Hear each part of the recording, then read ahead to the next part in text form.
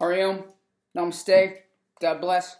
What I have here today is a Samsung phone. It's the first Samsung I've ever owned. It is a Galaxy S9, or as I like to call it, a Gamsung 9. But I left my blade, I think, over on the counter. I might have to, does it look taped or what? Like I'm not, oh, there we go.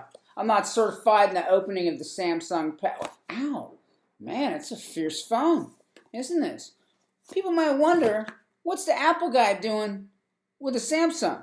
I'll tell you what I'm doing.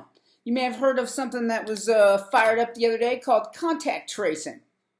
What's contact tracing? Contact tracing means now your phone, through Bluetooth, is going to keep track of other Bluetooth that it has pinged over the last 30 days, right?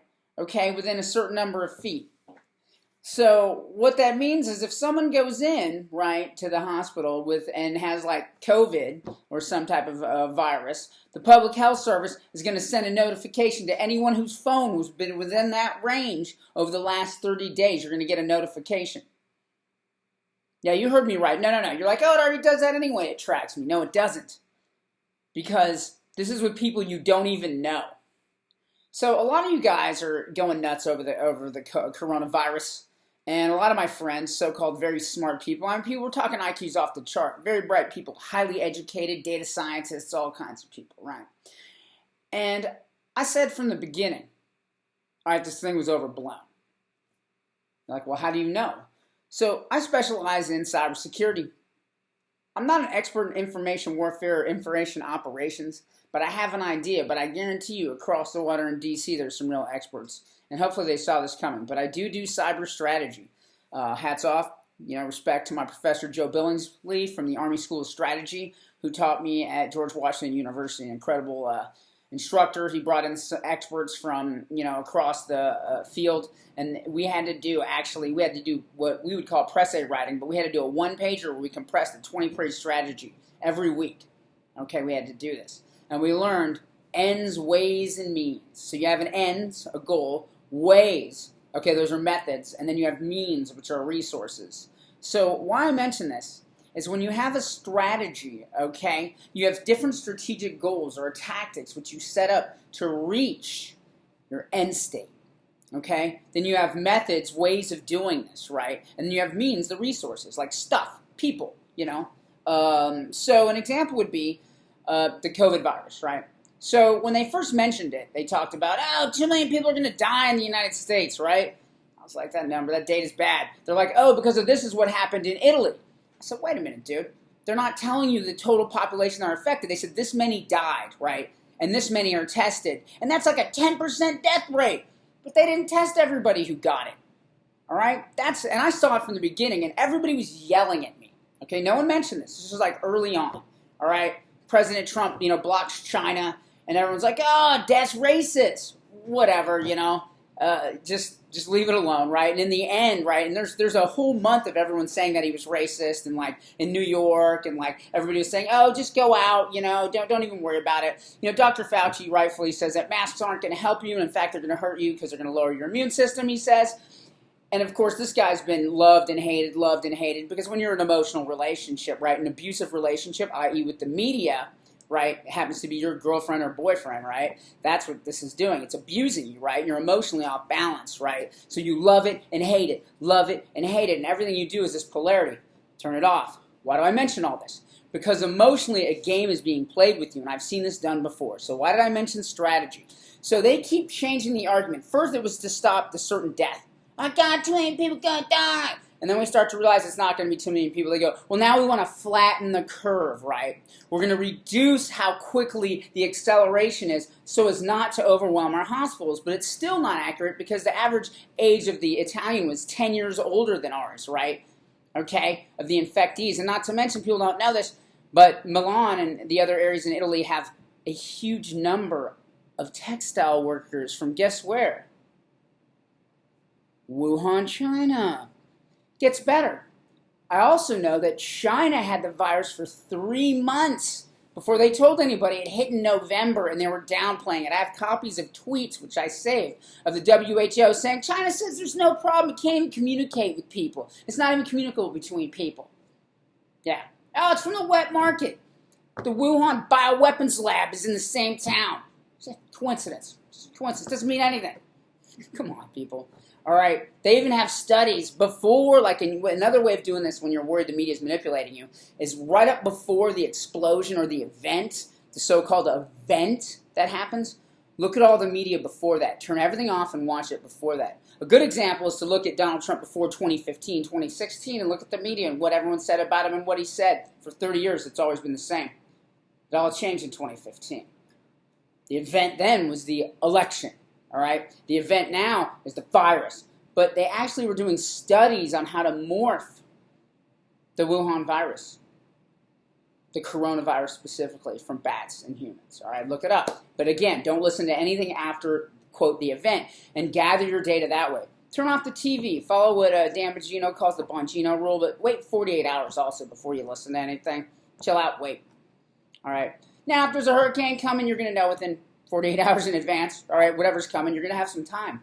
A flood, well, you know your own neighborhood. You don't need, like, the news to tell you. You'll know what's going on, okay, for anything that's that threatening. Like a fire, you know, yeah, you'll know when a fire's coming. You're not going to wait, my phone says there's no fire, dude, so, like, I'm not going to evacuate. So why do I mention all this? Well, when they keep changing the argument, stop certain death, flatten the curve, eliminate the spread, that means your goal was not societal health, right? If they keep changing the goal, that means your strategic goal was different, that those are objectives to meet the strategic goal, and that's what you have to look at. So if we go back to 9/11, right, we gave up all our rights for the Patriot Act, right? Your chance of getting killed by a terrorist in the United States is like 0.00000, like with a bunch of more zeros, 1% okay? Like 1 in like a billion, dude. Like, your chance of getting hit, like, it's not going to happen. Okay, you'd have to go over multiple years, like generations, then add up the terrorist attacks. You're not going to hit. But we gave up all of our liberty. Okay? That's right.